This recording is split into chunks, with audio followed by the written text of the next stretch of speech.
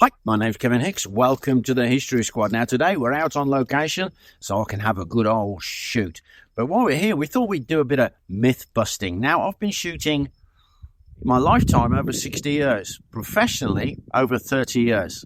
Boy, have I shot some arrows. And I thought I'd answer some of the questions and statements that people have posed to me. One of them was, of course, the English bowmen used to poison their arrowheads. Well, I can't find any evidence of English bowmen having a big pot of poison. They could be dirty. But can you imagine there, you're on the shooting line, so there's 5,000 bowmen at Agincourt. Were the people going amongst the bowmen with pots of poison? And what happens when you accidentally cut yourself? He's dead. So I don't think they actually used poison arrowheads during the medieval times. I think it's a bit of a myth. So when I was at Warwick Castle, I remember going into one show and I got my arrow bags all ready. And I was confronted by an individual, a young man, and he said, well, of course, you wouldn't have had all your arrows on your back. You'd have put them all in the ground. Now, I think this is a little bit of a myth. Yeah, I've seen some pictures where it shows the bowmen have got arrows on the ground, for instance. Could they have been just dropped there by their resupply? But think about it, putting arrows in the ground. So here you go. That's not too bad at the moment. That's nice, sandy soil. What if it's hard clay, and as you pick your arrow out of the ground, it pulls the arrowhead off? Why did they have arrow bags then that you could sling over your shoulder?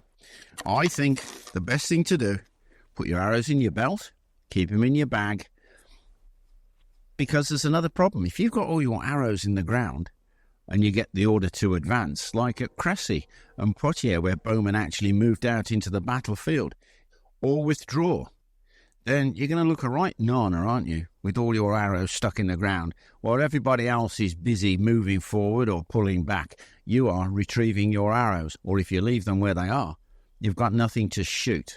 As far as I'm concerned, arrows, might put one or two down, the rest of them are in your belt, or they're in your bags. So you can simply get a hold of them and shoot the beggar like you're supposed to. Another misconception, I suppose that's what you can call it, is did medieval bowmen spine their arrows? In other words, the stiffness. Now, I've never spined my arrows. I spend a long time selecting them. If you were with me down at Wales Archery Specialists near Chepstow, you'd find Kevin has got an entire countertop. He's been cleared for me, and one by one, I roll my arrows, and then I flex them. I feel them. So I'm doing it, I suppose, the medieval way, because spining, as you call it, is a modern thing. Victorian, I understand it began, but it is definitely very much a modern thing. Your bowmen of old, their personal arrows, they would have selected them, I am sure. As for the people who made the arrows, they had to make them to a standard. So they can't be too stiff, they can't be too bendy, they have to be just right. But remember, it was what they did for a living. It was their craft, their skill. So these aren't idiots. They have years and years of experience. Just like me, rolling my arrows, bending my arrows, flexing them, and they feel just right. So when it comes to spining, it's a modern concept. The idea of what's the spining on your arrows. Me, they're just right, actually. And somebody says, oh, you don't spine your arrows. Well, you're not a bowman then. Oh, that's a shame, isn't it? Because that's just gone straight between his eyes.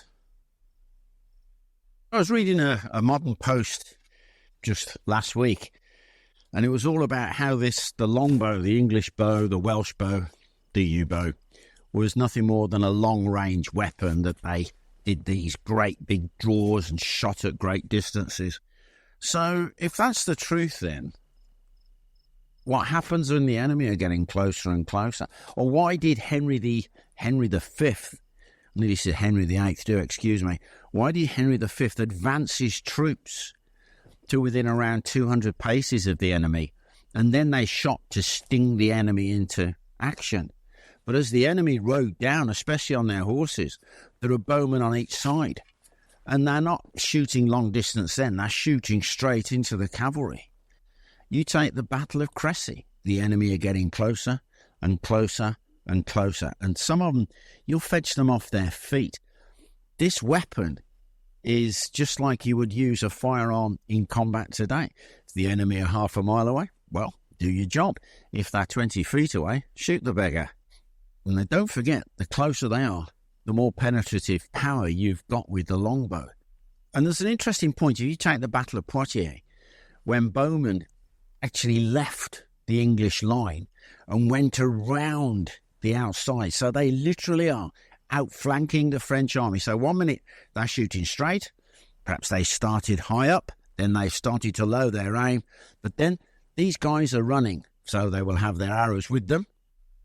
And as they get into a flank position, they're shooting into the side of the French army. So the guys on the outside, they're going to be taking terrible hits. It's not long range, is it? It is simply using the weapon to kill the enemy. If it was just a long range weapon, what do you do with the bowmen at the end? Do they all just go home or something? No. It's a weapon, long range, short range, medium range. It's a bow and arrow, for goodness sake.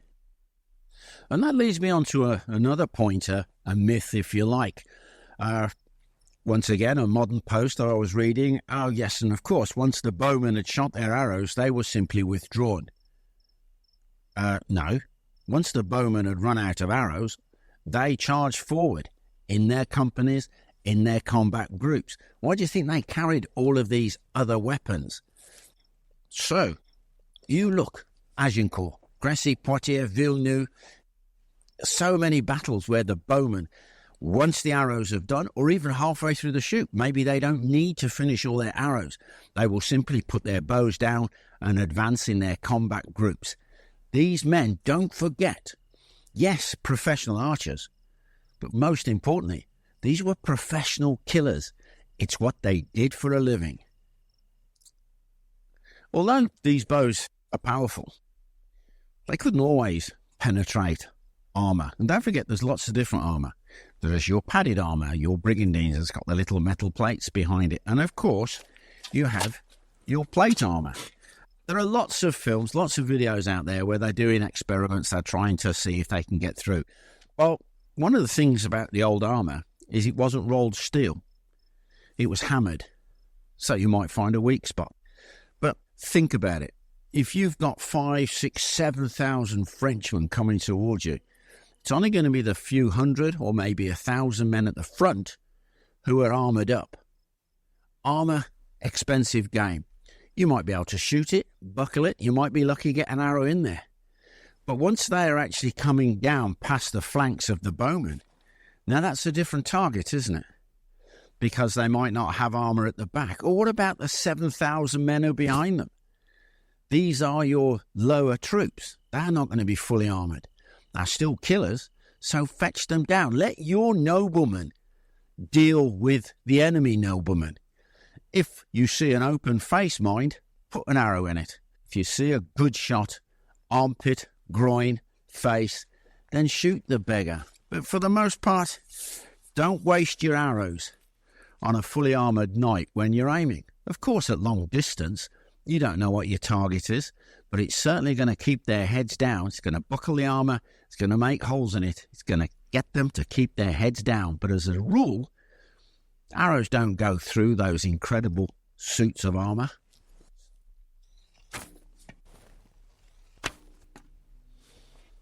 Got him in the throat. That's got to hurt, hasn't it? So another thing is the question of poundage. I'm often harangued, what's the poundage on your bows? Well, I've checked my bows. This one at 24 inches pulls close to 70 pound, which is, it's a bit heavy, I will be honest with you.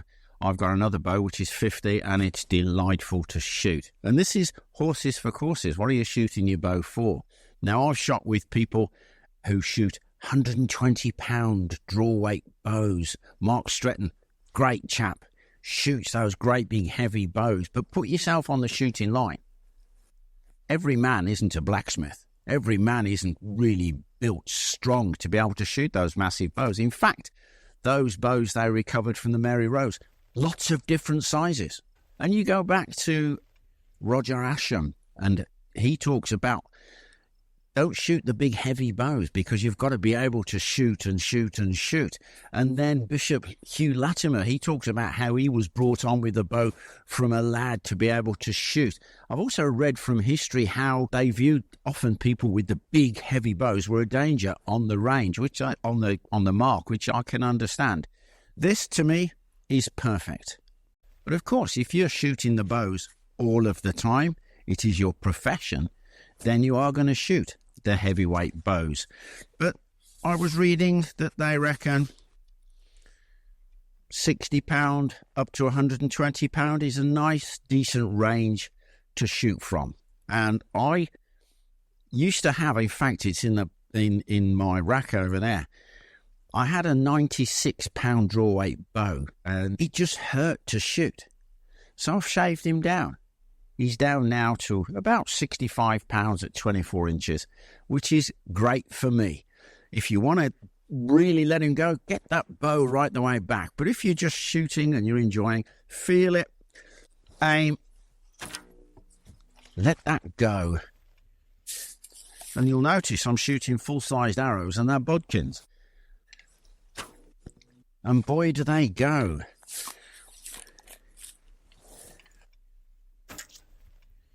To be able to keep shooting on the range or on the battlefield, if you're shooting a £160 draw weight bow, are you going to be able to loose an arrow every few seconds? Right, last arrow for now. Give him a haircut. And of course, a lot of the myths, they come through the television, through the film industry, don't they? Thank you, Hollywood. But hey, when I was a kid, it was Richard Green in Robin Hood. And what got me about that one was the great big arrowheads they had. And when the arrows went through the air, they went whoosh, whoosh.